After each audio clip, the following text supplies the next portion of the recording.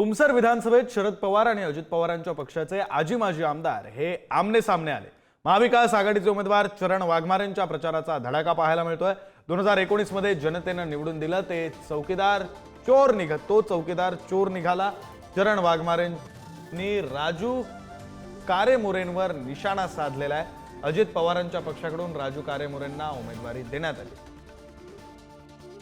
त्या कामाची आठवण करून देत आहोत आणि ज्या जनतेच्या मतावर राजू कारेमोरे निवडून आला त्यांनी स्वतःचा फायदा कसा घेतला हे सुद्धा जनतेला सांगत आहोत। या विधानसभा क्षेत्राच्या चौकीदार म्हणून यांच्यावर आम्ही जबाबदारी दिली होती।